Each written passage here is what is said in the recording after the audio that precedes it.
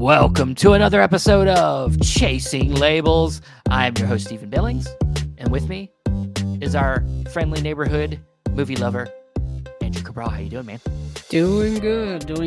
Hello, everyone. Welcome back to another fun-filled, still October, still Halloween-based type of episode we got going here. Not We're not really. we're not doing any Halloween. No, nothing special. Just it is the day before Halloween. Is it? Yeah. Is it Halloween Eve? Is that a thing? I feel like if Uh, Christmas gets it, Halloween should get it. sure, if any holiday should get it, it should be Halloween. Very true. Very true. So So uh, we are, celebrating the last days of Halloween, October. I know Steven's favorite month, a month that I've come to love and appreciate because it feels like the last month before you get into like the last days of the year. I feel like the last 2 months are a little depressing for me because the year's ending and it's coming to a close and all this kind of stuff. That's just talking me about, personally. I don't know how you depressed it. Some of your favorite types of movies come out this time of year. Yeah, You the know, Oscar the movies Oscar, are coming out. and I'm sure you like to eat. So like Thanksgiving's coming, Yeah, that's and very true. Criterion sale potentially at Cri- Barnes& and Noble in hopefully, November. We hopefully, haven't heard anything yeah. about it yet, really concretely. So November is starting in a couple of days, so It's gonna hopefully we have to something hopefully happens. hear it in the next couple days. I know. Uh, I guess by the time this comes out, we'll know or not know, perhaps. yeah, Usually it's the first Friday of the month, or pretty close to it, I think, Steven. yeah. So hopefully that's on the horizon too. It creeps upon you fast. Creeps upon you fast. Indicator is having a sale for the next week or so. It ends on the Monday, I believe. Yes, it ends on Monday night, and the deals on there are looking very, very good. I know they have one every like November, isn't it about that time of year? Roughly every near the end of the year, they always do one. And this is I looked at what was on sale, and they definitely this is probably their best sale I've seen them have. They have a lot of stuff on sale. Yeah, their catalog is like exponentially grown over the last several years, but the prices for this sale I feel are really at the best they've ever been in Yeah. terms of being marked down to like, oh, these may be too good to pass up on, especially at this time, And especially when the quantity is getting reduced, low stock and stuff like that. That's how they get the you. other thing to keep in mind as well is that I remember reading about if you're somebody that buys from their website a lot, they are getting rid of their like point system where Yes. where you buy from their site and you get points for how every dollar you spend, and so they're getting rid of that whole system by the end of the year. So you need to use the points you have before the end of the year. You lose them. So another reason to go over there and buy some stuff. Yeah, If and you it's probably best to do it during a sale. Maybe you'll save on shipping. I yeah. know if you're an international buyer like Steven and I, those shipping costs are incredibly high. Yeah, I used my points and I went and got the newest Reline stuff that I Nice, needed. nice. Fascination and Lips of Blood I got. Cool, cool. And it cut my shipping in half down to Nice. $8. Nice, nice. So Um, yeah, that's great. I gotta catch up on this stuff. I was actually looking at I took a brief look at it, but I'll take a more in-depth look at it later because they had some stuff, limited editions too. oh You know yeah, they me, I did. gotta get Yeah, those limited editions. I need that booklet. I need it to say limited edition on it, or else I feel left out. Feel like yeah, I'm not part of the yeah. cool kids club. Nope. And I gotta see, some holes in the collection, some holes in my indicator stuff that I need. Box sets, I'm not caught up on, but I'm up to a point where I'm feeling okay. Okay. I gotta get a few. I have like those Universal Noirs I still need.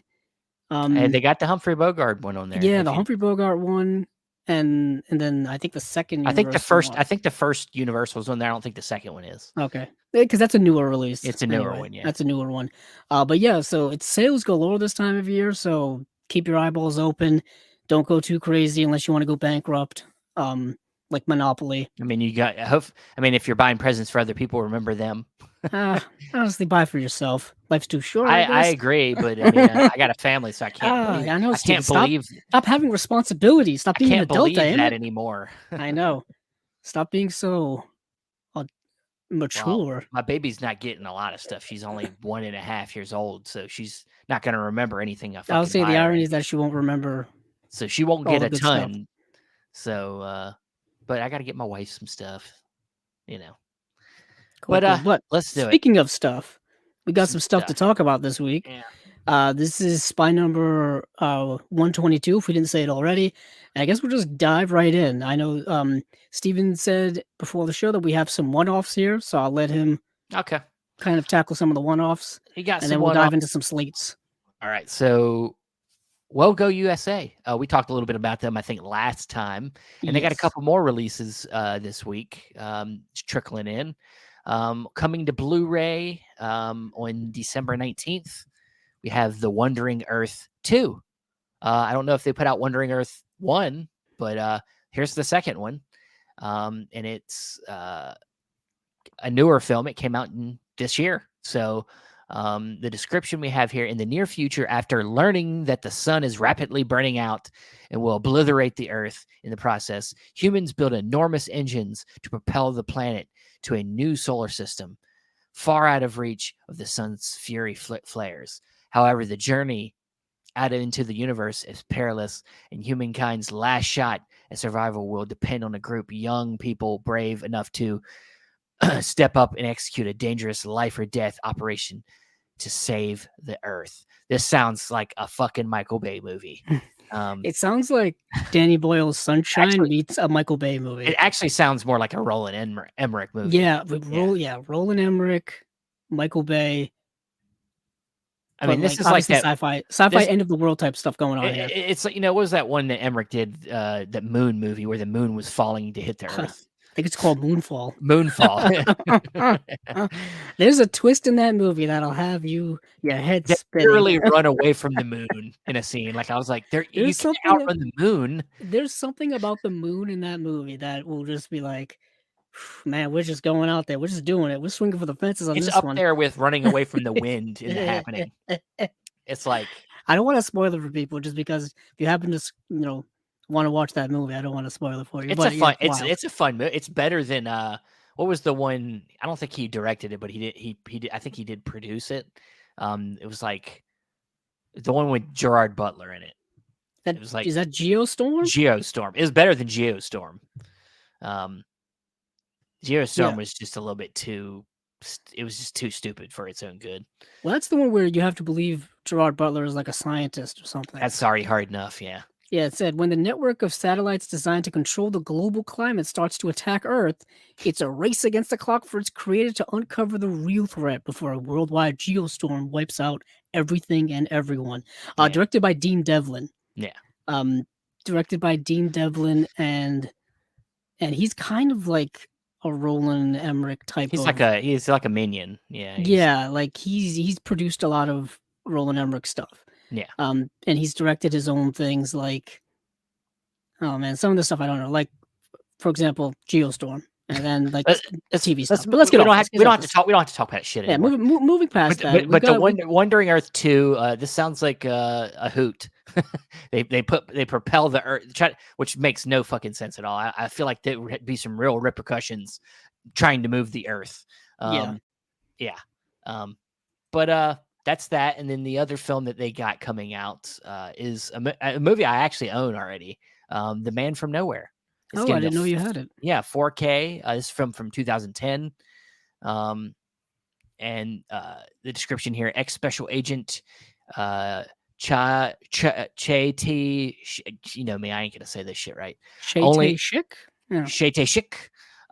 Only connection to the world is a Somi, the little girl who lives next door.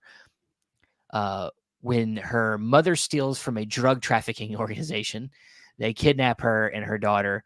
Taishik is suddenly drawn back into his old life in a frantic search to save his friend, and now have both the police and underground crime mob on his trail. While she is still nowhere to be found, he continues his search, but his hidden past is slowly revealed. So this is kind of like, I feel like it's kind of like The Professional, but like, also with Taken. Yes, thrown in there. It's one of those where someone's got to basically come out of retirement Yeah. dust off their old skills and whip some ass. Yeah. And I know this movie's been around obviously since 2010. I saw this movie in so many bargain bins on Blu-ray in so And many that's where used movie I got it, I stores, think. That's where I got it from, I think. and I never bought it. And never I just kind of went past it the whole time.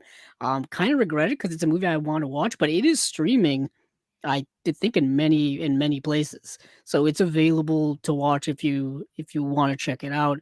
I think it's streaming like on Peacock and other places. I remember it being pretty worthwhile. It had some good action. Yeah, it's The relationship between him and the girl is nice. yeah, it's streaming on Prime Video, Fubo TV, Peacock, Tubi, Canopy, Mubi, Pluto. I think yeah, there's some stuff here that I've never even heard of that has it. So this thing's everywhere. Yeah. But Steve, I didn't even know that you had it. Yeah, I got it, man. It's sometimes I look at my collection and I don't remember when I bought that.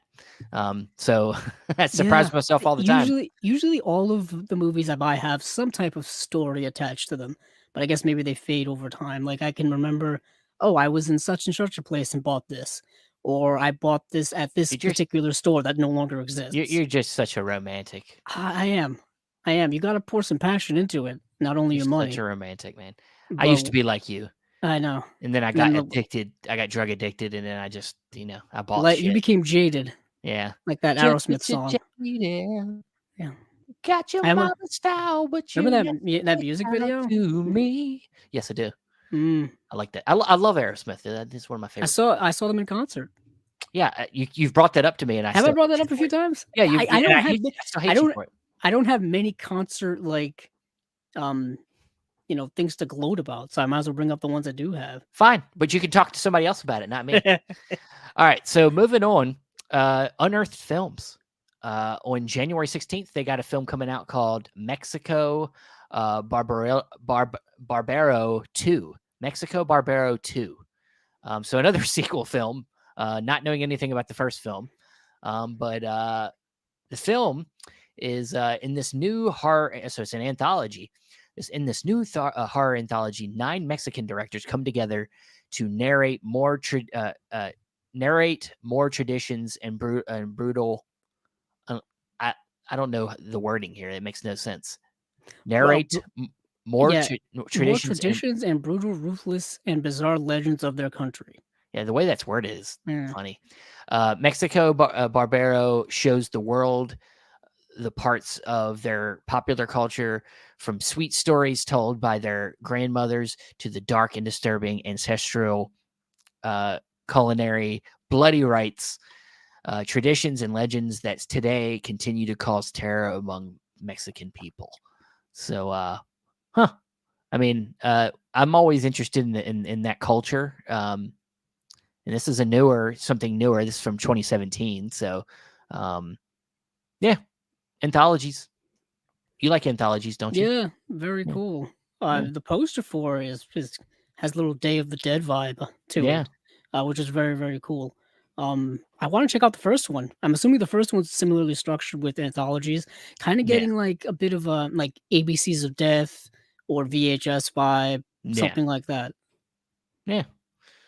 All right. Well, moving on, another one off here. We got a Cinema Guild. Actually, I got a couple Cinema Guilds. Cinema Guild's got a film coming from 1985, and that's Typhoon Club.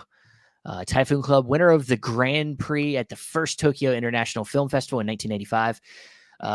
Typhoon Club is widely regarded as the seminal film of director Shinji Samiya, a work of raw elemental power. It follows an ensemble of junior high students in a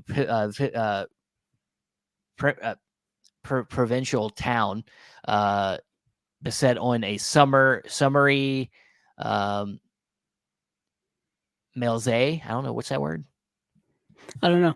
Yeah, you don't have what I have. I don't have what you have. But yeah, it looks like a teen comedy, like a teen fun like summer movie. Yeah, it's coming in 4K, and yeah, don't know nothing about this, but I like the art's like all kind of done in like hand drawn way. Kind of feels like maybe like a Dazed and Confused, but I believe this is a Japanese film. So, or yeah, it's a Japanese film. So, yeah, that's Typhoon Club. And then we have, we'd had something else, but I just lost it. Walk Up. Oh, Do you oh have that? no. Hold on. I actually just passed it. Yeah, because I was gonna That's say, how unprofessional we are here. I had it here, and then it somehow got clicked off. I don't know what Okay, happened. so yes, Cinema Guild is preparing a Blu-ray release of Hong Sang-soo's Walk Up from 2022. So a newer film. The description is as such. In his ninth film for Hong Soo, Kwon Hae-ho plays Byung-soo, a film director who goes with his daughter Jang-soo, an aspiring interior designer, to a building owned by an old friend already established in the design field. She gives them a tour of the property, which includes a restaurant and cooking studio on the first two floors, her office in the basement, a residence on the third floor, and an artist studio at the top. The three of them amicably chat the day away, but when his daughter leaves to get more wine, Byung-soo is left to spend time with the landlord and the other residents of her building. With Walk Up, Hang Sang-soo returns to an interest in the structure that has been defining a characteristic of his work from the beginning. And this time, the structure is a literal one as Byung-soo makes his way up the floors of the building. Hong fills these spaces with a profusion of everyday details spanning art, love, career, religion, dietary decisions, and home renovations. This is fascinating to me because I'm not quite sure how this movie is structured. When I was reading this description, I'm like, is this going to take a dark, sinister turn? Mm, Or is this just a celebration of beautiful architecture? yeah. Um, um, yeah, so what is interesting is that one of the special features is called Walking Up, a video tour of the building featured in the film. That's very interesting. It Um, makes me think about Columbus. yes, it does make me think about Columbus and Yeah, kind yeah. of like it's there's a love of architecture in that movie and an exploration of a love of architecture and its specific meanings. Um, yeah, this seems like I really want to watch this movie now. I may do that soon, but this is coming out December 12th. Awesome.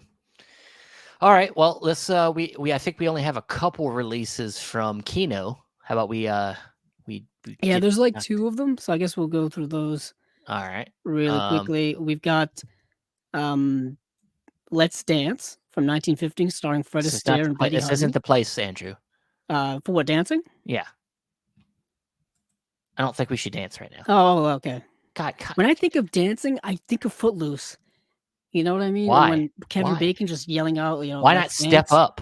Oh, or Step Up 2 or Stomp the Yard. What about I'm Magic gonna Mike? bring what's crazy? You kind of undercut me because I was gonna bring those movies up later on anyway. Why would you do that?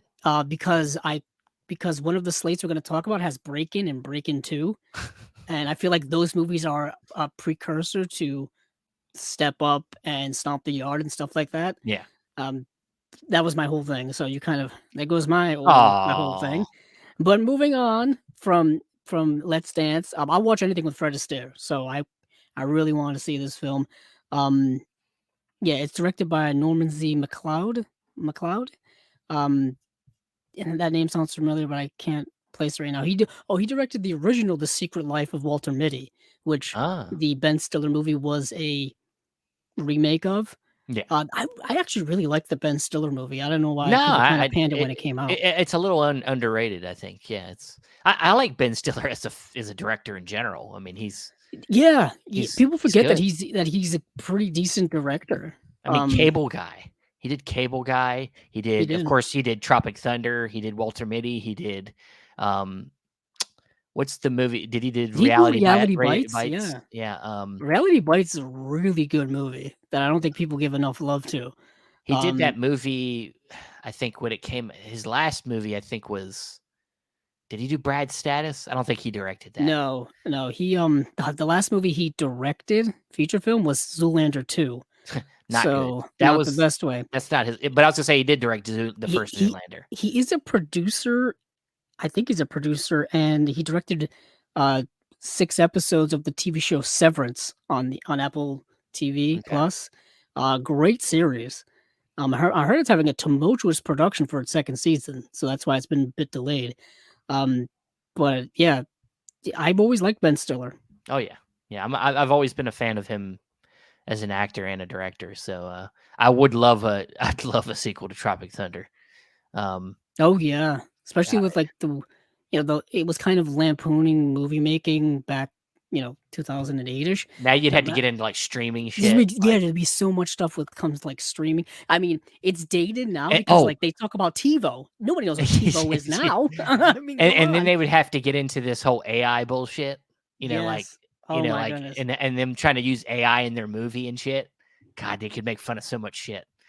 Oh man, they'd have to get the Yeah, there's actor like so get the many group things. back together to make another movie. You know, get you have to bring back Tom Cruise as the producer. Oh I man. wonder if he would do it. Oh fuck yeah, I think you would. People Like people Les they Grossman wanted him to make his own, they wanted to do a Lex Grossman movie. spinoff. Yeah. That would have been interesting.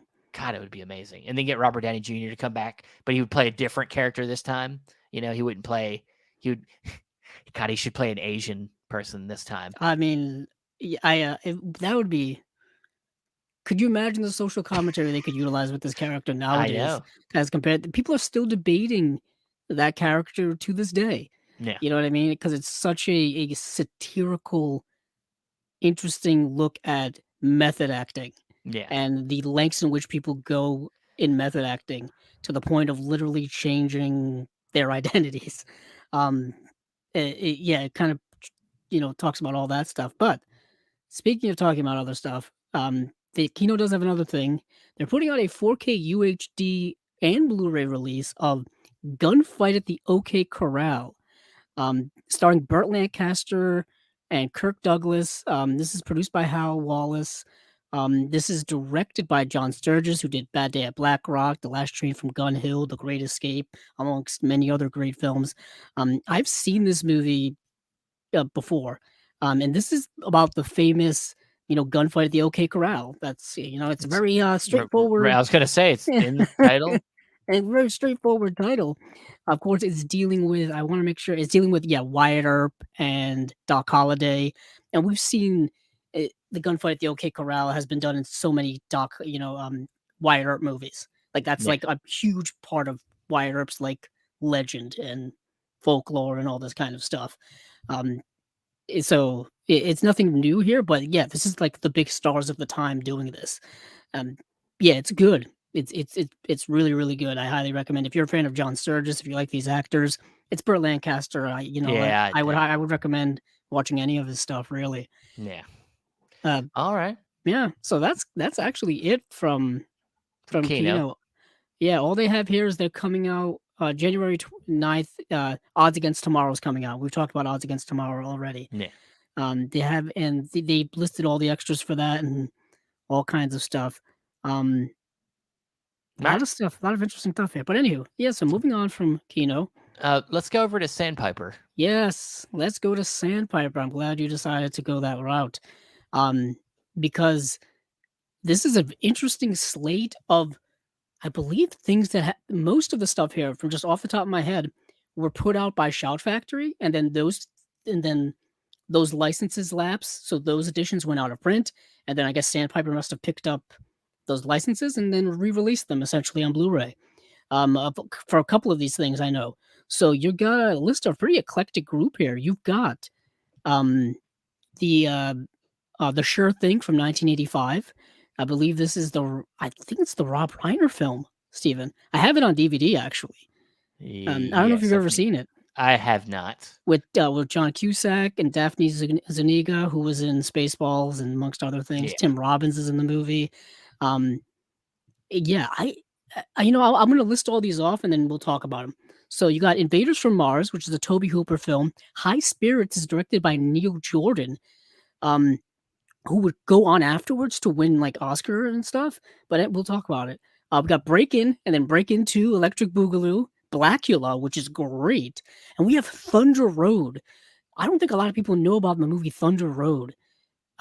This is a movie starring Robert Mitchum, and it's about bootlegging and stuff like that. It's like based on a true story of like the moonshining business. And Robert Mitchum is in the film. I remember when Shout Factory put this out on Blu-ray several years ago, and it went out of print like super quickly. and it has a terrible, like, scrubbed Photoshop cover on that Blu-ray, and Sandpiper thankfully decided, "You know what? We're just gonna use, like, the theatrical poster for it, and that'll be it." It's kind of a drawing of Robert Mitchum. That's the poster that they use.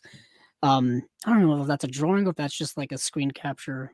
No, it's more. I think it's more of a poster drawing. But anywho, much better cover when it comes to Thunder Road. Underrated movie in my opinion. Not a great, amazing movie, but I really really like it. But back to the Sure Thing.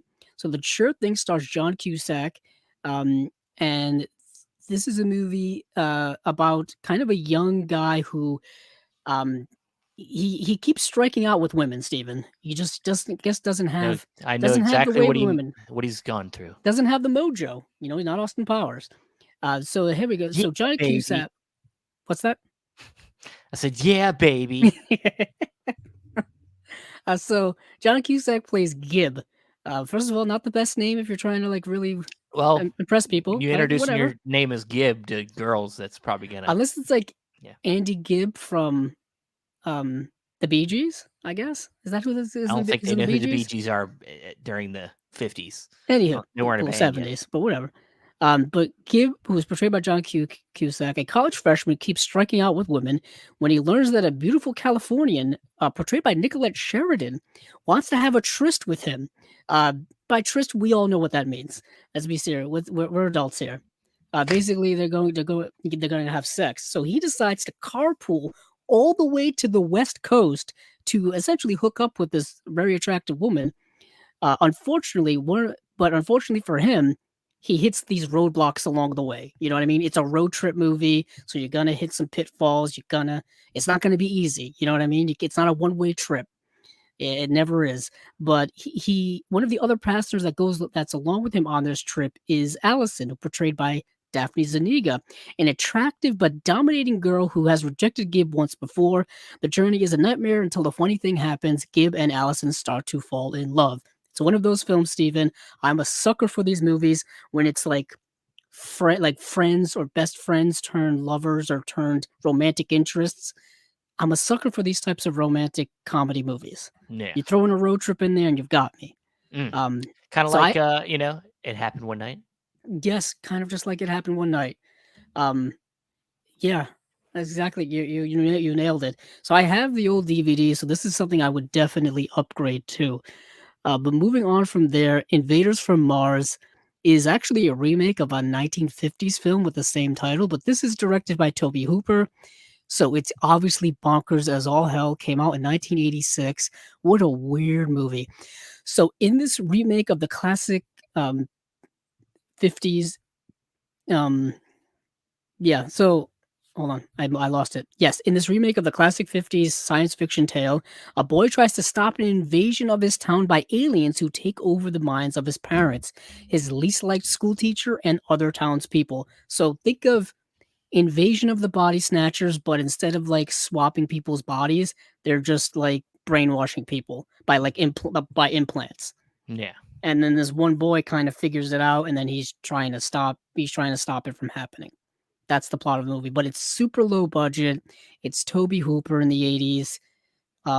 So it's weird and bonkers and not particularly great, but still somewhat entertaining. But a lot of rubber alien suits going on and things like that. Uh, but next we've got a movie that's even more insane, Steven, and this is a movie called High Spirits. Let me pitch this to you. So, first of all, the cast of this movie is out of control. The cast of this movie has the legendary Peter O'Toole. It's got um, Steve Guttenberg, Beverly D'Angelo is in the film.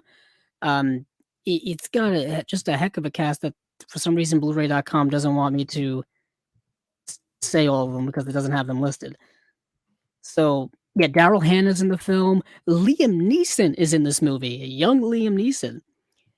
And what's so interesting is that the premise of this movie is when a hotelier attempts to fill the chronic vacancies at his castle by launching an advertising campaign that falsely portrays the property as haunted, two actual ghosts show up and end up falling for two guests. And the two guests are Beverly D'Angelo and Steve Guttenberg that play this married couple that are rather unhappy, and they end up like falling for these ghosts.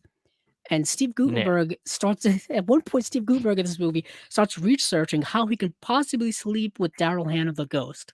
Like he's like looking up old dusty books in the catacombs of this castle and trying to figure these things out. So, anywho, it a plot point of this movie is Steve Guttenberg trying to sleep with Daryl Hannah the ghost. It's it's it's kind of a weird, wacky movie. At one point, the guests in the hotel of this castle hotel can't leave because these spirits have just showed up and they just won't let people leave. Like they lock the doors, they start rattling furniture, they start creating like wind and rain indoors and stuff. It's weird, crazy. Peter O'Toole owns this castle. He's trying to get people to come see it because he needs to raise money or he's gonna lose the property, but it's been in his family for generations. What a movie. What a movie. You can watch it on Tubi right now if you so choose to see it. Apparently, the cut of this movie that currently exists is not the cut of the movie that Neil Jordan wanted it to be. So there is a long lost cut out there that's in some type of catacombs of a completely different movie than the one we got. And Neil Jordan is famous for directing The Crying Game a few Mm. years later in 1992. High Spirits is considered kind of a disaster, like career-ending type of movie, but Neil Jordan went on to direct The Crying Game, and which is a critically acclaimed movie, and he won an Oscar and all kinds of stuff. So it just goes to show that you can direct one, you know, panned movie and still have a career afterwards. Um, yeah, that's High Spirits, and then we get to um, Break In and Break Into Electric Boogaloo. This was sold as a double feature 2-pack from Shout Factory. I don't know if you remember that, Steven. Yes. Um, and basically, this is a canon film from the 80s, so temper your expectations here. I'm pretty sure many people have already seen it. It's kind of a cult movie. I think it's deemed the first movie to do with breakdancing, and I think Canon wanted to be the first like company to do it. Apparently, it's like the last Canon movie uh to like turn a profit, to be profitable for Canon. And keep in mind this was 1984. And I think Canon lasted the rest of that decade at least, and a little bit into the 90s. So who knows what they were living on. Um, so it's all about breakdancing. And so they just take the concept of breakdancing and build a plot around it, and the plot they build around that concept is not particularly great. Basically, a good portion of these movies are just people dancing, and the music's awesome, the dancing's awesome, the acting and the plot is kind of just like nothing, like irrelevant in my opinion. But the first description here for Breakin' is Kelly is a classically trained jazz dancer who's tired of warding off her amorous teacher and hungry for a new outlet. When she befriends street dancers Ozone and Turbo, she's blown away by their unique original moves. She soon volunteers to help them defeat a rival group of street dancers, learning breakdancing skills along the way and sharing some moves of her own. So there's a whole plot line here of like street breakdancing versus like formal jazz dancing, Whoa. like which one's better, who's Whoa. gonna win, this kind of stuff. And then Break Into Electric Boogaloo is apparently Electric Boogaloo is a saying that's been associated with sequels that are kind Sequels. of run of the mill sequels, like like that's whatever to Electric Hot Boogaloo, Shots. Hot yeah, Shots. Electric Boogaloo. Yeah. something like that. Apparently, Electric Boogaloo's been like featured in pop culture, just the saying. Like people have used it in songs, they've used it in albums, they've used it in all kinds of ways. But anywho, um the description goes as such. So December, I guess a character called December, disappointed with her small part in the chorus line of a Los Angeles show. Actually, no, this is not what I say. Disappointed in her small part in a chorus line of a Los Angeles show, jazz dancer Kelly from the first film quits and heads home. Her father disapproves of Kelly's relationship with street dancers Ozone and Turbo, and encourages her to pursue an opportunity to perform in Paris. Ignoring his wishes, Kelly teams up with her friends for a breakdancing benefit show to save an endangered community center. So that's the premise. They're trying to save a community center from being torn down through the magic of breakdancing. Hey, if that's all you can do. um, yeah, and Blackula is awesome. Yeah. So during a visit to Transylvania, an African prince gets turned into a vampire by Count Dracula, sealed in a coffin for several lifetimes. Blackula reawakens in 1970s Los Angeles, leaving a trail of bloodless victims in his wake. He pursues Lena, a woman who bears a striking resemblance to his dead wife. Meanwhile, Dr. Gordon Thomas and top cop Lieutenant Peters are hot on the Bloodsuckers trail. Yeah, there's Blackula and there's Blackula 2. Blackula 2 features Pam Grier as I believe the love interest in that. That's worth it just for me. So this is a 1970s like black noir, black horror, uh, little black exploitation in there as well. Yeah, it's a really fun, cool movie. I really dig it. Yeah, these Awesome. are all coming out in December. Fantastic. All right. Well, how about we move over to Warner Archive? Yes, we shall. And these So are Warner, the December releases. yes, Warner Archive's December releases. Good to see them, of course, continuing to put out stuff. We have a slate here of, I believe, 6, 7. I think we have about 7 here. So we have Madame Bovary from 1949. We have The Great Ziegfeld from 1936. We have Tarzan, the Ape Man from 1932. We have Gentleman Jim from 1942.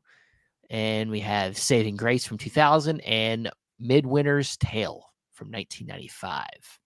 I think there's a couple. Did you talk about Saving Grace? Did you mention Saving Grace? Okay. Yeah, I literally said that. Yeah. And Anna Christie? Anna Christie, I did not say. Oh, okay. That's the one I missed. I don't know how I missed it. But yeah, that's what we got here for Slate. For tell us what you've seen.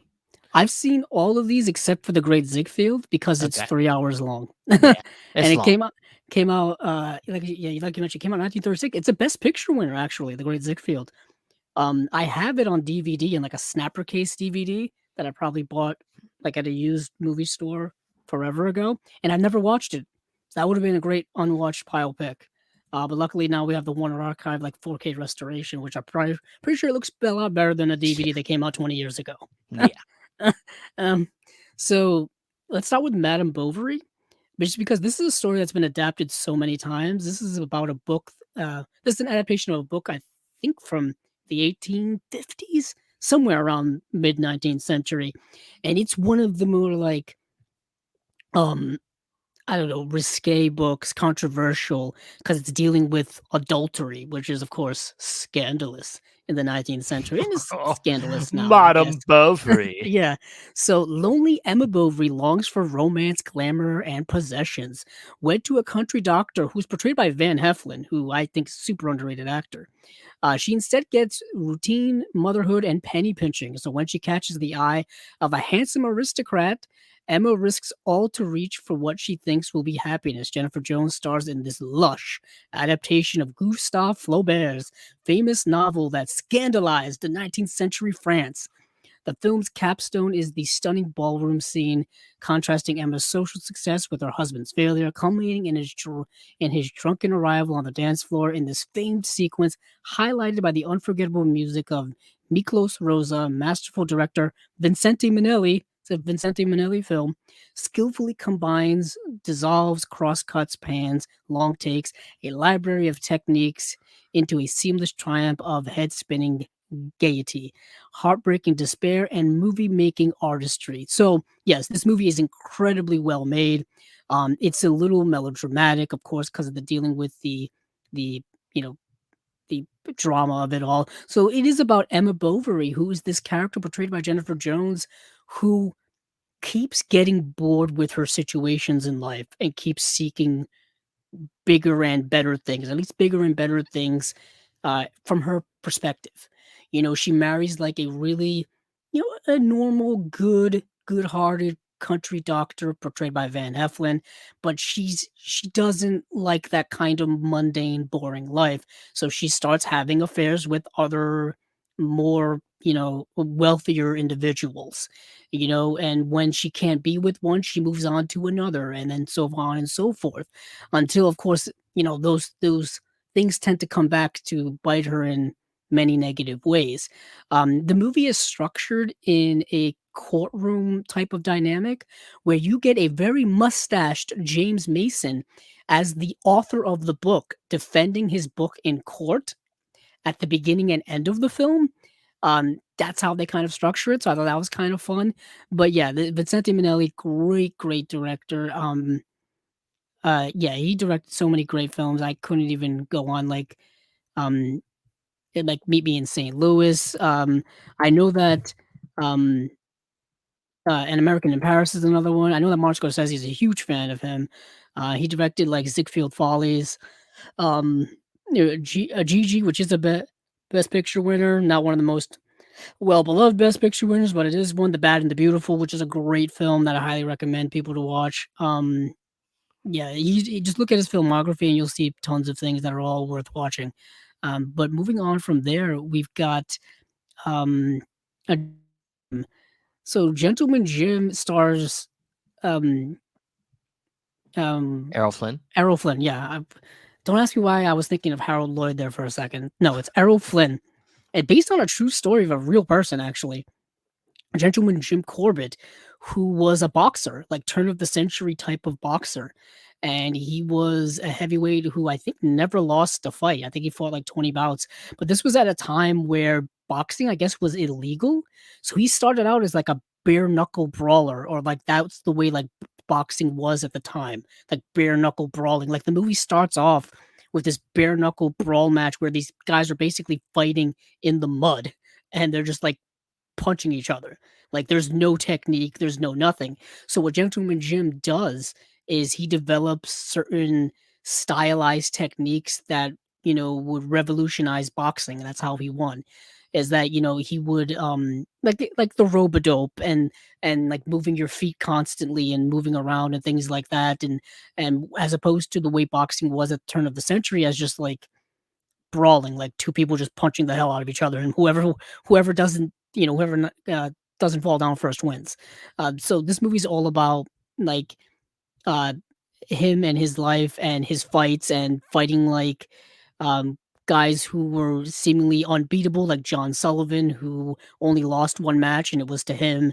And it's really fun and entertaining. Of course, there's a romance in it because you have Errol Flynn and he's handsome and stuff. It's kind of funny in the movie where like he does these epic fights and he doesn't really get beat up too badly because he's Errol Flynn. I'm pretty sure they want to sell the movie based off of like his popularity of being very handsome and stuff. But yeah, I really like the movie. And then we've got Tarzan the Ape Man. I don't know this, Steven, but they've made so many Tarzan movies all the way from like the silent era to today. My favorite, of course, being Disney's Tarzan from the 90s, because you You talk can't about beat that. George of the Jungle, man. And then George of the Jungle, which I guess if you can't get the Tarzan naming rights, you just make a Tarzan movie with a different Yeah, name. yeah. It's like That's what you it's do. like Nosferatu, you know. Yeah. So this is the classic tale of, Tarzan meeting Jane and in the jungle, and he's living amongst the animals, and he's, acting like an animal because he was raised by them and all that kind of stuff. And he's got to fight back against like the evil people that are coming into the jungle and stuff. It's the usual fare. This movie is actually like an hour and 40 minutes long, which I thought was absurdly long. Yeah. I think I watched a public domain print of it because it looked truly atrocious. So this is gonna look light years better with a 4K restoration. Um, yeah, but it's very much a product of its time. It's a pre-code film. It was made by MGM. Obviously it's dated in many of its aspects, specifically its portrayal of indigenous people, making them being like, you know, just savages and stuff like that, and you know how that usually rolls. But yeah, that's Tarzan the Ape. Saving Grace is a movie I had never heard of. It is co-written, co-produced, and co-starring Craig Ferguson. What? I know. Exactly He my thought as acted in a well. movie? Well, he was an actor and stand-up comedian before he did. Yeah, no, that's how it was a joke. Yeah, I Yeah, can't remember. I always get confused whether it's the Late Show or the Late Late Show or I think it's the Late Show. okay. Just one late. It was just one late. Yeah. I remember watching. I loved when I he was love Craig hosting that. Ferguson, yeah. When he was I hosting that, I thought he was fantastic. I'm a Craig Ferguson and Conan. I like Conan. Mm. What about you? Yeah, I'm kind of with you. I'm kind of with you Yeah, on that. I prefer for some reason everybody hates Conan. I love Conan, man. I think he's Yeah, it was the Late Late Show. It was too late. yeah. Yeah, he No, was the host of that. it says here he was the Late Show. Oh, 'cause I'm on his IMDb and I looked up his Well, writing he credits. must they must have took a lot off of Yeah, and it the says the Late Late Show with Craig Ferguson from 2005 to 2014. I'm a night owl, so like I would just catch it, and he was funny. He's a funny guy, but I remember him when he was on the Drew Carey show yeah. in the '90s and into the 2000s. That's where I first saw Craig Ferguson, and I thought he was funny on that. You know what I mean? I thought he was really funny on that. But in this movie here, um, he also does bring that comedy to it. It's obviously not quite as zany or anything like that, but the premise is as such. Grace Trevethan, who is portrayed by Brenda Blethyn. Brenda Blethyn was in Secrets and Lies, the Mike Lee film, and she was Yeah. nominated for an Oscar for that film. That's where I know her from. Amazing in that movie. But she plays a newly widowed woman who is now broke. Apparently, when her husband died, he left her with tons of debt that she had no idea existed until after he passed away, and she went to the bank and they're like, Asshole. "Yeah, they're coming to take your house. They're coming to take your house." And she lives in like this beautiful, like large, like mansion house in the English countryside and stuff, and she can't afford to live there. So yeah, she's left with all this debt, and she's got to find a way to deal with it. Um, and her gardener is Craig Ferguson, and Craig Ferguson's character is growing pot unbeknownst to her on on her land, and he's like, and apparently she's in like an amazing gardener, and um, he's like, can you help me with these plants? He doesn't want to tell her what it is. He's like, can you help me with these plants? You know, they're kind of dying. I have to move them. Obviously, you're not gonna be able to pay me anymore for any of this. But he's still actually loyal to her, even though she can't pay him anymore. It's kind of nice and endearing. They have a nice, sweet, endearing friendship throughout the movie. And what ends up happening is they decide that they are going to grow pot and sell it to make money to save this house. Fuck yeah. So they do it through like her ingenious mind of growing plants, but of course they don't know how to do it. Like they don't know, where does one sell marijuana? Where does one do that? Do you just go? She At one point she just goes around town like asking people if they want The like grocery marijuana. store? Yeah, like she's just like walking the streets and like asking people if they want pot. Like she goes to like movie theaters and like What's some concerts and stuff with like young people dressed in like emo emo gear, emo stuff, and just ask them. It's so they just don't know. But it's funny when it comes to those things. They're also trying not to get caught, so that leads to a lot of physical comedy and stuff. Um, yeah, it's a fun movie. I really enjoyed it. I would recommend it.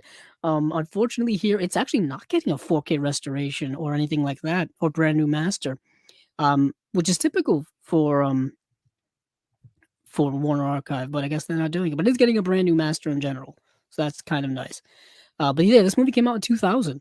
I'm just learning okay. about it now. A Midwinter's Tale is a Kenneth Branagh film. A Kenneth Branagh film, That guy. which is someone you may or may not know. He's only made a couple of good movies in his career. This came out in 1995. Must have been in between Shakespeare adaptations, because I, I've never heard of this movie until now. But I really actually liked it a lot. I really like this movie a lot. So, A Midwinter's Tale. It has an alternate title which I can't remember, uh, but the description goes as such: to be or not to be, to act or not to act. They are the same question to Joe, a struggling but jobless actor whose every sinew and synapse cries out to perform, and to soften the blow of not landing a part in a mega budget sci-fi movie. Uh, so in the stalwart tradition of actors everywhere, Joe vows to put on a showy, special version of the greatest play in the English language. And that would be Hamlet.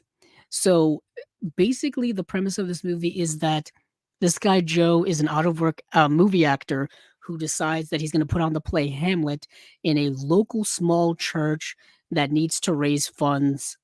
And the church, I believe it's some connection to his sister or whatever. So he gets together a group of kind of um, bumbling, unique, quirky characters to perform this play Hamlet. And of course, everything that goes wrong goes wrong. Yeah. He needs funding. He doesn't have enough funding. Some of the actors are just not acting great. He's playing Hamlet, so that's kind of okay, but everybody else is a little eclectic, a little weird, a little unique. And of course, they all come together as a family unit, as a genuine friendship, and they've got to persevere through all of the stuff that they're going through. But what's beautiful about this movie is the movie takes time to you get to know each and every character. You get to know a little bit of their background, a little bit of their personal lives, a little bit of what's going on with them. So you get very endeared to them. So you kind of become part of this movie with them. And Kenneth Branagh really, really captures you as a viewer. That's what I really liked about this movie. It's very genuine, very genuine. I really enjoyed it a lot. Um, so that's a Midwinter's Tale. I think is there anything else we need to really cover here? Anna Christie is a movie I've seen, but I haven't seen in so long. I know it starred Greta Garbo. Um, yeah, in this paragraph's way too long to read for all this. Yeah. Uh, but it's another like 1930s Greta Garbo film where they're capitalizing on her fame. Um, yeah, Anna Christie. Let me see if I can find something much shorter than that gigantic paragraph of stuff that they're trying to put out because I feel like we need more Greta Garbo in our lives.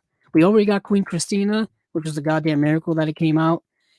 Yeah, so Anna Christie from 1930, a young woman reunites with her estranged father and falls in love with a sailor, but struggles to tell them about her dark past.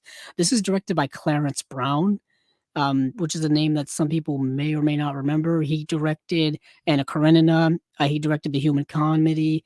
He directed A Free Soul. He's a name that I feel like has come up a lot in like classic movie times. Um, yeah, I'm just looking at some of this other stuff. Ah, yes, he directed a movie called The Gorgeous Hussy. Not a very flattering title, but he directed Wife versus Secretary, which is a movie starring Jean Harlow and Clark Gable, um, which I think just got a Warner Archive release as well, if I remember correctly. So All right. that's it from Warner Archive. Another solid slate, another eclectic slate, diverse slate. I'm digging it. I I do love their releases. I do really love them. As I know you do as well, Stephen. Yeah. I miss those 4 for $44 sales, Stephen. Oh, Yeah. Well, they I still miss do a them. sale, not as enticing, but I think it's like 4 for 55 now or something like that. But Yeah, I try to sometimes you gotta pay attention to the pricing on Amazon because sometimes the prices for some of these Blu-rays from Warner Archive will plummet randomly, like in the middle of a week. It'll go from like 17.99 to like $9. It's absurd what happens sometimes with some of these pricing. So keep your eyeballs there, and you may be able to snag something for super cheap. That's totally worth it. yeah. All right. Well, let's run over to another slate that fell into our laps just before the show. Indeed, it did. Scream Factory, Shout Factory stuff. What's funny is that they're called Shout Studios now, but even here on Blu-ray.com, they're still calling them Shout Factory. They're like, "Fuck you guys." I know Um, exactly. I still call them Shout Me Factory. too. I've been calling them that for 20 years. It's Yeah, like I can't get over it. can't break the habit. Can't You're break staying it. Shout Factory. But they got a nice little slate here. Starting off here, we have a film called Telethon or Telefon. Did I say it right? Yeah, like telephone. Telephone. Telephone. I don't know. Uh, Yeah, it's It's a movie starring Charles Bronson. Okay. Well, get used to that because There's the another next one. one here is called St. Ives. When I hear St. Ives, I think of the riddle from Die Hard 3. I met a man in St. Ives. He had 7 wives, 7 eyes, 7 Nice. cats. No, Die Hard with a Vengeance. yeah. It's part of the riddle he gave him. But yeah, that also stars Charles Bronson as well. Then we have a film starring great actor Chuck Norris, Forced Vengeance. Man, I've never heard of anybody being forced into vengeance, but okay. And then we have a film called Funeral Home. Then Jennifer 8, Thinner, which is a Stephen King film. And then we have some animated stuff here. We have Ernest and Celatine. Celestine. Celestine, a trip to Looks like Gabarisha. Gilberta. Gabarita. I don't know. I can tell you this: the original film Ernest and Celestine, which came out in 2012, is amazing. It's a beautiful French animated Okay. film. And the last one we have here is Street Girls. I can read that one. Nice. So and that's coming out in October. The rest of these is all January releases. So yeah, where do we want to start here? So I mean, we get some more. We got some more Charles Bronson. It seems like everybody's putting out so much of his stuff since we've started this podcast. I feel like everybody, a lot of it's been put out through Kino. Some's been put out through Indicator.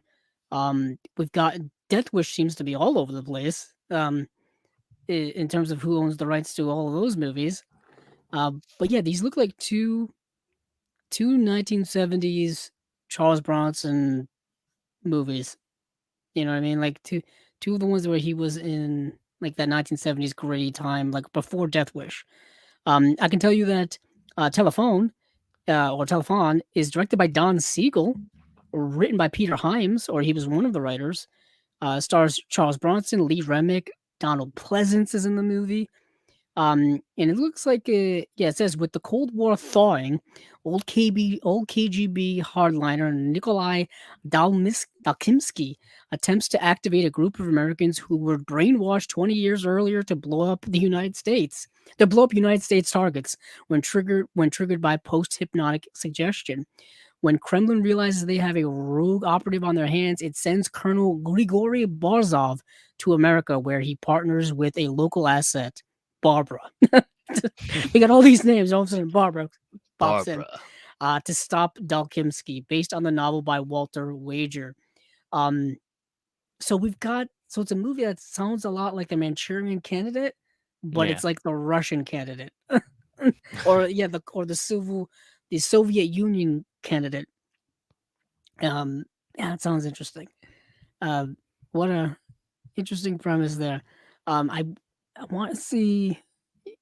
Yeah. Yeah, I always like Charles Bronson, so I'll watch anything with Charles Bronson. St. Ives seems like a more like crime-based movie. Ex-crime reporter Raymond St. Ives, what a cool name, has elegant taste, a yen for gambling, never heard that before, and an unfinished novel in his typewriter. That seems to be the crux of all cool men with cool names.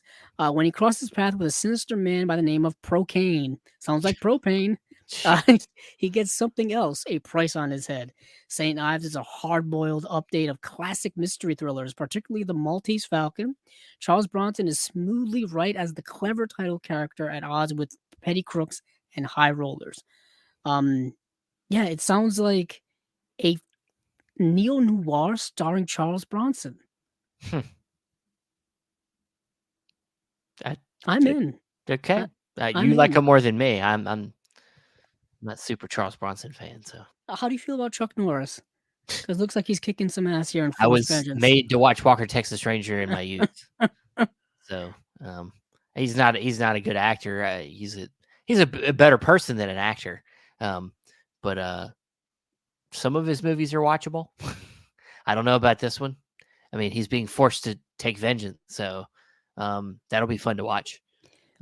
It's directed by James Fargo, who apparently directed the Clint Eastwood starring films The Enforcer, which is one of the Dirty Harry sequels, and Every Which Way But Loose, The which one with is that first the of that orangutan movie. yeah, the first of the orangutan movies. Right Turn, Clyde. Um, Yeah.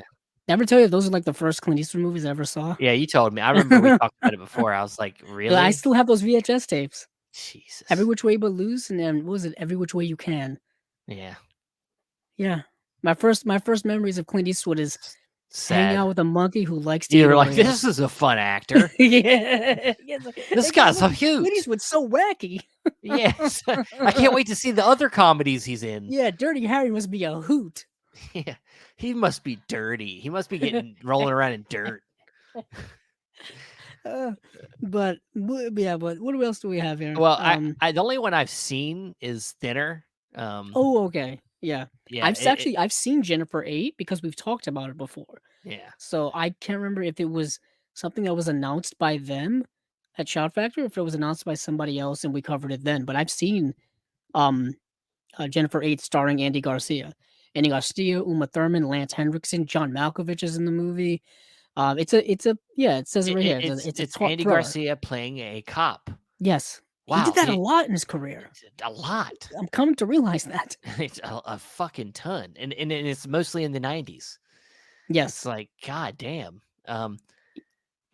Yeah, but I've seen Thinner. It's like I said, a Stephen King adaptation about a man who crosses the wrong gypsy woman and then is cursed and slowly gets thinner and thinner and thinner.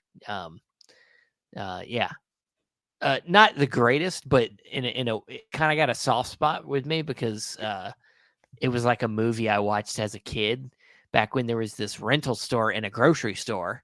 Our Kroger had a rental store, and Classic. yeah, when they closed down, they had basically were giving away their VHSs, and so I went in and grabbed a bunch of different movies. One of them being Thinner, and watched that movie a lot for some reason.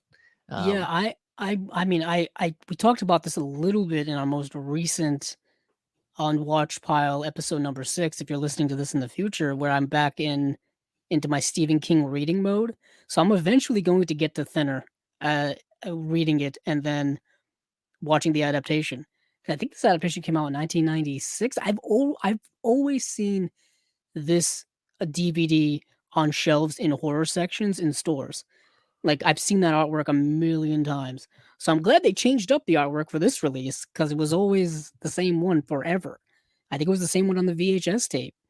Um, but yeah, it's one of those Stephen King adaptations that I've never seen. I'm kind of in that phase now where I want to read it and then watch the adaptations, but I always end up going back and forth. Yeah. I end up watching the adaptations and then reading the source material, breaking my own rules. Well, I think it's going to depend. I think if you're looking at lesser Stephen King movies, maybe watching the movie first to see what you think, and then maybe getting a better book out of it. But then the ones that are like considered the better Stephen King movies, you'll want to go and look at the book after. Like I don't know. I mean, maybe the Basically, book's good I'm first. I don't know. looking on my shelves to see what Stephen King books I have because I used to do a lot of used book shopping, and when you go to used bookstores, there's tons of Stephen King that Oh people have yeah. just like donated or traded in or given away. And you can always snag so much of his work for dirt cheap because there's so much of it. So I would just buy like large hardcover books of Stephen King's work that I would just have, and I just have them on my shelf, just waiting to be read. So, and by this point, so much of his stuff's been adapted. It's like everything almost, not everything, but you know what I mean. So much of it. So I've got so much of that stuff just in my backlog of reading, um, that I got to get to. Um, but yeah, so that's Thinner. That's all the stuff from Shout Factory slash Scream Factory slash Shout Duh. Shout Studios. Is that what it's called now? Shout Studios. Yeah. Yes. But so moving on from there, let's go to Eureka, because they've got it's a small slate. So Yeah. Eureka, of course, usually their slate comes out a day or two before Arrow, which we will get to. But they are putting out a double feature of Samurai Wolf 1 and Samurai Wolf 2. These are both getting 2K restorations. Film Movement here in Region A land, I believe, is putting out Samurai Wolf and Samurai Wolf 2 because we talked about it when it was announced a while ago. And then the next thing they're putting out here is when Taekwondo Strikes. And then lastly here is Kung Fu Cult Master. The only thing I've seen of these is I've seen the first Samurai Wolf, and it's awesome. Yeah. So I highly it's directed by Hideo Gosha, I believe. And yeah, they say it right here. It's Gosha took inspiration from the samurai films of Akira Kurosawa as well as the spaghetti western subgenre. That's the vibe of this. It's in black and white. It's cool, stylized. Um, yeah, it's awesome. At least the first one. I can't say a lot about the second one because I've not seen it. But yeah, in the first film, Kiba wanders into a small town and ends up ensnared in a local conflict that's more than meets the eye. And in Samurai Wolf 2, Kuba gets mixed up in a complex web of intrigue involved a crooked gold mine owner, a cynical swordsman, and an arrogant dojo master. So think Yojimbo, think, the Man with No Name trilogy, a fistful of dollars, then for a few dollars more, then that type of stuff. But with samurais. Well, Yojimbo is samurais, but you know what I'm saying. Um, yeah, totally dig it. I haven't seen the other ones, Steven. I don't know if you're familiar with them at all. No. But yeah, I mean, Eureka's always got some interesting choices in their when they're putting out Asian films. I'm trying to see if there's anything that's at least familiar, like a filmmaker or something, and nothing's really hitting me. But or even if this was like made by Golden Harvest or anything like, I'm not seeing anything Oh, that I'd have to check. I I want to say because I don't think these are Shaw Brothers movies. no. One, I think will summarize the is Japanese. I'd have to look that up. I didn't even think of that. CCB, you're thinking out of the box already. Ah, yes. When Taekwondo Strikes, maybe Golden Harvest, just because Sammo Hung is here. Yeah. That's the only thing that would lead me to that, and also everybody seems to have a piece of the pie. I'm gonna try in terms of like Shaw Brothers stuff. We've seen over the last little while that everyone seems to have their handle on a piece of their catalog, but whereas Golden Harvest, I think, seems I think, be more yeah. limited to like Eureka is putting out a lot of Golden Harvest stuff. Well, Kung Fu Cult Master is, it looks like, I think that's a Chinese film. Has Jet Well, Li in yes. it. Has Jet Li in it, so Well, so yeah, yeah. so is when Taekwondo Strikes. Yeah. Oh wait a minute.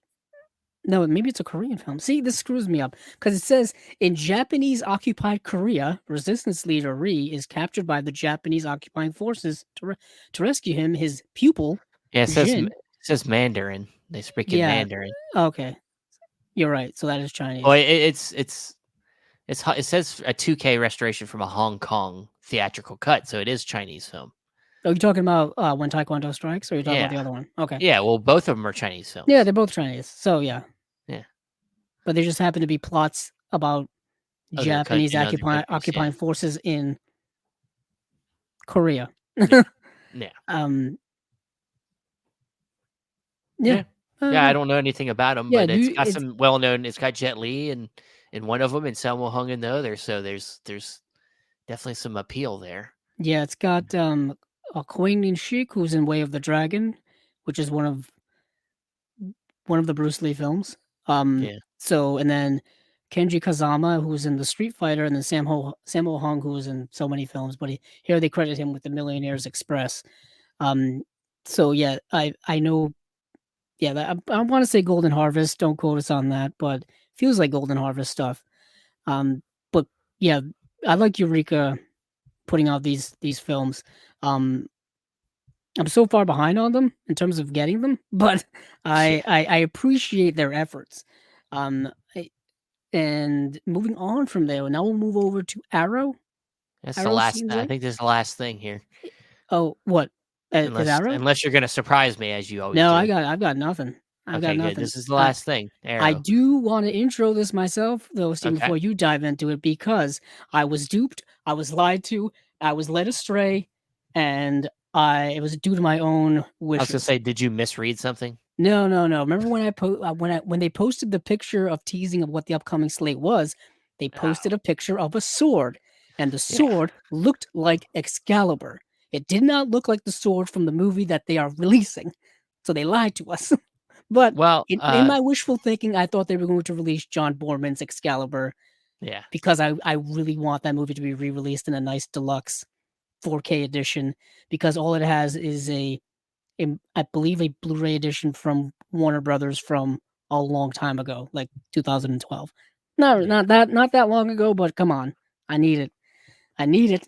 But alas, that's not what we're getting. What are we getting, Steven? No, we're getting fucking Conan the Barbarian movies, man. I was hoping for the Sean Connery the first night. Um, I but was either thinking that or I was thinking Camelot from 1967, starring Richard Harris. That was another one that I was thinking I of mean, too.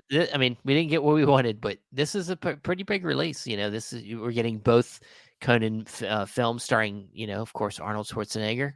So Conan the Barbarian and Conan the Destroyer, both getting 4Ks, and they're really going all out because they're not only the only downside is this is a U.S. Canada only release. This isn't a UK release for people in the UK. Now they have to buy from. It's kind of a rare thing. You don't really see that as much with Yeah, Arrow. oh, But that is kind of odd. yeah, but one cool thing they are doing is they are releasing all these both of these films in their own separate 4Ks. If you don't want the other one, Yeah, you've and got then some they options here. You've yeah, got and some then, and options. then you're getting there is a double pack of 4K and Yeah, you Blu-ray as can well. buy them separately in 4K, separately in Blu-ray. You can buy them together in 4K and together in Blu-ray. Yeah, So you've got options here. Um, yeah, and the cover art is like the classic artwork with the poster with with Conan and the sword and stuff, and you've got Arnold with the sword and stuff. You've seen these images before. So I don't sword think and it's anything stuff, new. sword and stuff. Sword and stuff. See, what is your relationship with these movies? I don't have much of one. I mean, Okay. I've seen the first one. I haven't seen. I don't believe I've seen the second one. It's fine. I mean, this is like essentially his first starring role is in Conan, I believe, right? Well, yeah, I mean, he had done things before this.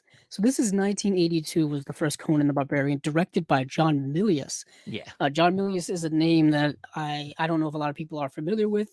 Pretty sure many cinephiles are. John Milius, mostly known for being a writer, but he did do obviously his own directing stuff. Unique individual, very yeah. unique individual. There's a whole Milius documentary just called Milius. It's not available on DVD. It's not available on Blu-ray. I think it's barely streaming anywhere, but it's a great documentary about John Milius and his life and career and kind of who he is. And they do talk about the making of Conan the Barbarian. And unfortunately, he did not direct the sequel, Conan the Destroyer.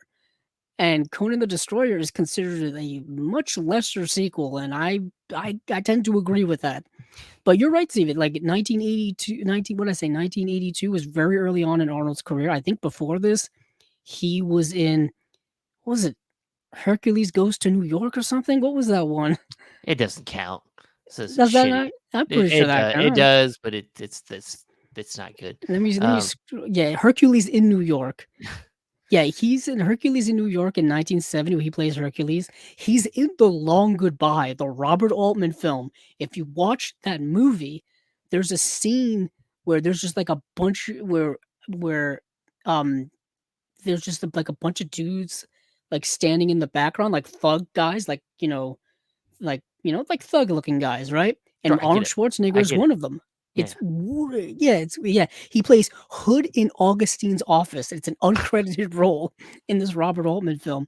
And then he was in the movie Stay Hungry. He was in a couple of TV series, a couple of other movies, but yeah, his big starring role really is Conan the Barbarian. Then after this, Conan the Destroyer, and then Terminator, and then so on. and that's what we know. And then history is made. And then Yeah. history kind of takes off from there. He Yeah. does the End of 80s days. action He does stuff. end of day. It does end of Yeah, and then he days. ends up doing End of Days. You know, Yeah. it always comes back to End of Days. Yeah. Shit. It always comes Yeah. back. Can't avoid that Peter Hyams End of the World classic. Yeah. Um, so yeah, I don't have. I know there are a lot of people who are big fans of this movie, Conan the Barbarian, and I've seen it and I like it, but I'm not like in love with the movie. I'm not. Yeah. I'm not It's like. cool, it's fun, but I it's not want. like I kind of wanted it. I want this in my collection, but I'm not like I have to have this like right yeah, like I away. need it. The Yeah. Blu-rays for both of these have been in circulation for many years and they've been relatively cheap. If anything, what's really cool is we're getting tons of special features that we probably didn't get before. I believe it's also coming with um, a cut of the movie that wasn't available before um, of Conan the Barbarian. Um, so that's kind of cool as well. Yeah, this is a movie that I know a lot of people are super stoked that's getting released. I'm like, yeah, that's awesome. I like it because it's a John Milius film, and you can tell that, you know, there's so much John Milius in this movie. But Conan the Destroyer is so fun and campy. It's directed by Richard Fleischer, different vibe The from guy. John Milius and That's the guy stuff. that didn't. And the guy that made the first Superman movie. No, that's Richard No. Donner. No. Or the second. Maybe it was the second one. That's Richard Lester. Damn it! So many Yeah, I fucking know. You're getting the Richards. Richard right. You're getting the Richard right. God damn it! Richard Fleischer, Did he direct the Hard Day's Night? he directed Soylent Green, Fucking fuck. 20,000 Leagues Under the That's Sea. Richard Lester too. Is Hard Day's Night? Yeah, Hard Day's Night is Richard Lester as well. Yeah. Fantastic Voyage is another movie that he directed. Yeah, he had a long career. Um, yeah, he directed Mr. Majestic with Charles Bronson. Fucking Charles Bronson again. Yeah. All right. Well, Yeah, yeah, yeah. I don't need to have a rundown We don't history. need to linger on this, but it is the big release of the month of that month, which is this the January releases? Yes. These are Yes. the January releases, but we've got other movies in here. But this was kind of the crown jewel of their slate. Yes. This is January was a big 16th one. this is coming out. Yeah. The other 4K they got coming out is a cool one. We got Carrie, another Stephen King, of course, adaptation here, from 1976. Now, do you like this movie, Steven? I do like the Brian De Palma Carrie. I actually like the remake. It's okay. You know It's what? not bad. I do like the remake or readaptation, as I like to call it. Just to get proper. Now. Well, Julianne Moore is really good in that. Yeah, Julianne Moore as well as was it Chloe Grace Moretz? Yeah. It's a more faithful adaptation to the book, actually, if you want to get technical with it. But the Brian De Palma film is a classic that people love. You know what I mean? And it's a movie, yeah, starring Sissy Spacek. It's a classic. They showed in every horror movie montage from here to eternity, here to forever. Yeah. I might actually get this one because I have like an old Blu-ray that's. Yeah. You read my mind. Damn it, Steven. I was just gonna tell you that I've got the old MGM Blu-ray from like the late 2000s. I've been wanting to upgrade it to the Shout Factory / Scream Factory release of Carrie, and then this one just fell in my lap. And I believe the special features line up pretty close to one another in terms of what's on the Scream Factory release and what's on this release. So I may just go with this release when the time comes in January for when it comes out, because I need to upgrade that Blu-ray that I have. It's just not cutting it. Just not cutting it, Steven. No. But yeah, so once again, another and they put out a Blu-ray of this, so it's another upgrade from an edition they had already put out. All those special features are transferring over, so if you have that Blu-ray release from Arrow, you already have all the special features. If you want the picture quality and sound upgrade, then get the 4K. But after that, there is another movie. There's a third movie here. Yeah, we got one more film in the slate, and that is Murphy's War, starring Peter O'Toole. Yes. And Peter Yates, directed by Peter Yates. Peter Yates, who directed Bullet and The Friends of Eddie Coyle, which is a great movie put out by Criterion on Blu-ray. And this blisteringly acerbic, wildly entertaining film about the absurdity of war. That's a lot to say in a very small sentence. During the last days of World War II, the merchant ship Mount Kyle is sunk by a German U-boat off the coast of Venezuela, and the sailors machine gunned in the water. Only Murphy, portrayed by Peter O'Toole, survives, making his way to shore, where he is nursed to health by Dr. Hayden, a pacifist Quaker who runs a missionary settlement near the mouth of the Orinoco River. When Murphy discovers that the U boat is now hiding further up the river, using the jungle for cover, he becomes obsessed with retribution and begins a one-man war to sink the German U-boat no matter the cost. Yeah, we actually talked about this movie Yes, earlier this yes, we year. did. Yeah, Indicator put this out earlier in That's why. last year actually. That's why Um, I've already seen the movie because I was yeah, looking at my letterbox when I was, doing research for these, and I'm like, oh, I've seen Murphy's War already.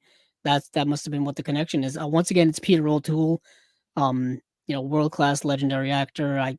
If whether you get the Indicator release or get this release, I just recommend you see the movie in general because of him. yeah.